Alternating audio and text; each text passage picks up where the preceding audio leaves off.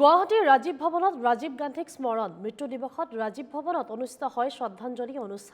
অনুষ্ঠানত অংশ লৈ ভূপেন বৰাৰ লগতে নেতা কৰ্মীসকলে প্ৰাক্তন প্ৰধানমন্ত্ৰী ৰাজীৱ গান্ধীৰ কৰ্মৰাজিক স্মৰণ কৰে। আজিৰ দিনটোত এয়া হৈছে ৰাজীৱ ভৱনৰ দৃশ্য।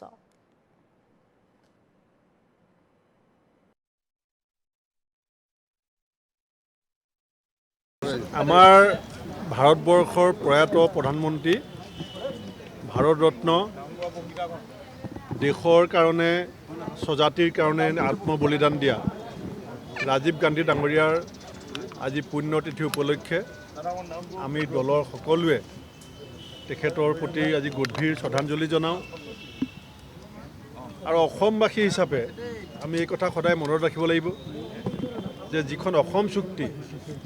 ৰাজীৱ গান্ধী ডাঙৰীয়াৰ যিটো তেখেতৰ উদ্যোগ আছিলে যে অসমৰ মানুহৰ দীঘলীয়া দিনৰ আন্দোলনৰ পৰিসমাপ্তি ঘটাই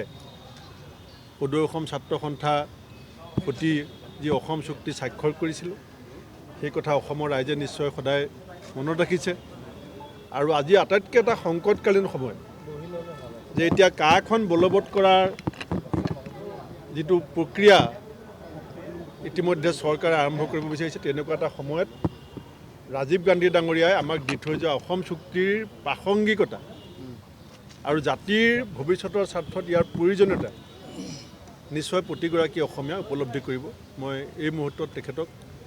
আমাৰ দলৰ প্ৰতিগৰাকী নেতা কৰ্মীৰ হৈ শ্ৰদ্ধাঞ্জলি নিবেদন কৰিছোঁ।